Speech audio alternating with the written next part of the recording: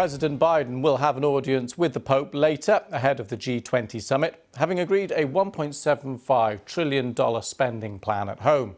But hopes of a quick vote on the reforms have been dashed as some Democrats have called for more assurances on issues such as healthcare. Our North America correspondent, Peter Bowes, reports. Mr. President, do you have a deal? The political stakes are high for Joe Biden. Another trip to Capitol Hill to urge fellow Democrats to get behind the ambitious spending bill once and for all.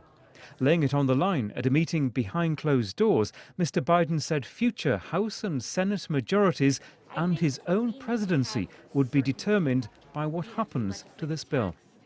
He emerged to say it was all but sorted. Today, I'm pleased to announce that after months of tough and thoughtful negotiations, I know we have a historic economic framework. Hesitant, perhaps, because the deal isn't signed and sealed yet. If he gets his way, the pared-down plan from $3.5 to $1.75 trillion will still be a landmark achievement for Mr. Biden. It's a framework that will create millions of jobs, grow the economy, invest in our nation and our people, turn the climate crisis into an opportunity and put us on a path not only to compete, but to win the economic competition for the 21st century against China and every other major country in the world.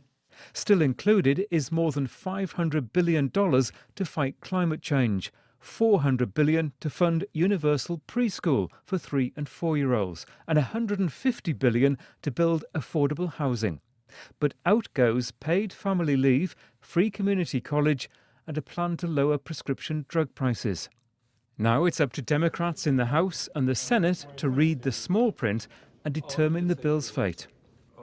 It is probably the most consequential bill since the 1960s in terms of protecting the needs of working families, of children, the elderly, the sick, and the poor. It is a major, major step forward.